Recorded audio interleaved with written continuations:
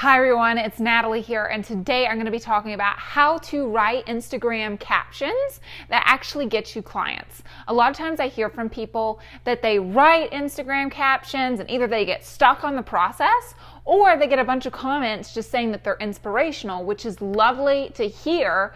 But you also want to be getting clients from the efforts that you're putting into Instagram. And that's why in today's video, I'm going to show you my exact formula to actually do that and how to get people to reach out to you through direct message, book calls with you, and just overall start taking action towards what you want them to do.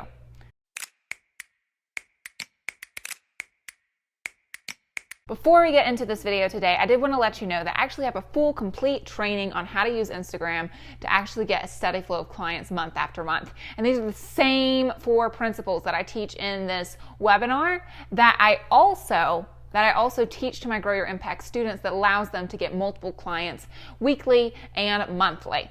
All right, so if you want to check that out and you want to check out those 4 principles and how to implement them into your Instagram strategy, go ahead, click the link below in the description, and you can access that video for free. All right, so let's get into today's video. And I'm actually going to be showing you an example of my own content on Instagram so that you can see these principles in action today. All right, I do want to say up front that everything that I'm going to be teaching you today is not built upon gimmicky tactics.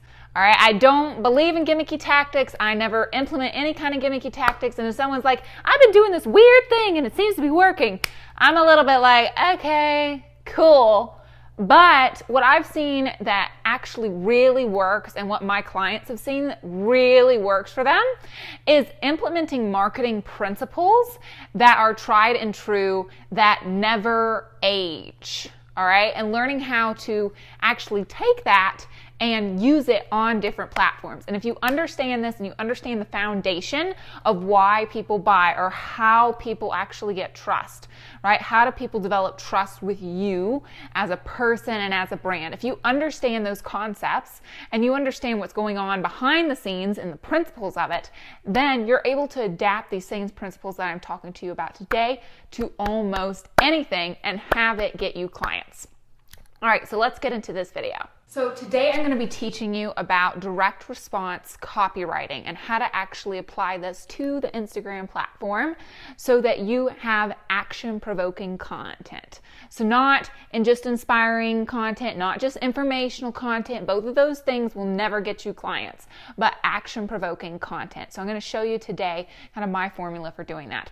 So first thing that we want to keep in mind, right, is that essentially you can kind of mix up how you put these things in order. All right, so I'm first going to go through kind of the different principles to include when you write an Instagram caption, and then I'm going to show you how I applied this to one of my own posts. All right, so what you always want to think of first is your first sentence is like a headline. It's a headline. It's all the person sees, and it has to be clickable enough so the person pushes the more button and they see and they're able to read the rest of it. If we waste that first sentence, I guarantee you will not have much engagement. You will not have people reaching out to you on DMs. You will not have any of that, right? So it starts with the first sentence, and be sure to think of this as a headline. Next piece that you want to start implementing into all of your posts is talking about the potential clients, your ideal clients' current situation. What are they currently facing? How do they currently view themselves? What kind of problems are they facing right at this moment, right? And so what you want to do is you want to start talking about that in all of your posts so that they feel like they're listened to, they feel like they're heard, they feel like you understand them. Next piece that you want to talk about is their desired situation. Where do they want to be? Who is the identity that they want to embody? Who do they want to be? What do they want in life? What do they want to be free of? What essentially problems do they want to be rid of? All of that goes into talking about the desired situation. This also makes the ideal client feel like you really, really understand them and you're on the same wavelength. as them. The next piece that you want to think about is positioning. How can you position yourself as an authority in your niche? How can you talk about most common held beliefs and show how your approach is different? Show how and position your authority, right, in the space so that people trust you, right? I'm going to show you how to actually apply this in a minute. Then we want to actually give value. We want for the person to feel like they have some sort of actionable steps that they can actually take from reading this caption, something that they feel like they got out of reading the caption from you, so that they feel like, oh wow, that lady is rather knowledgeable about this topic, you know? And then finally, a call to action. A lot of times I hear from people, I'm putting a call to action, but nothing's happening. It's probably because you're missing those other key factors. Because without those other key factors, a call to action just is not very actionable. All right, I'm going to tell you that.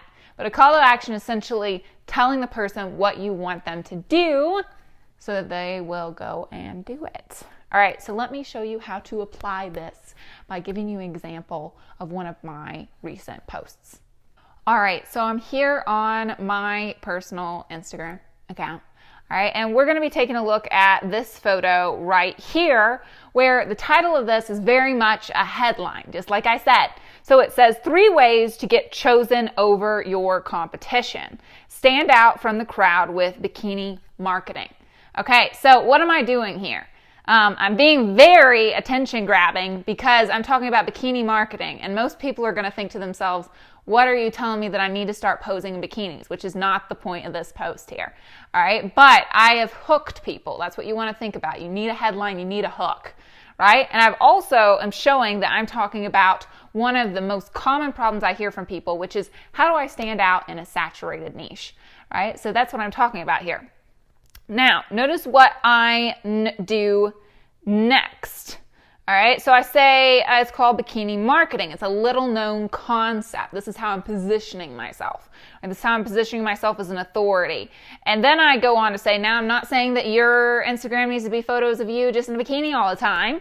Instead, I want you to think about how you feel when you're wearing a bikini.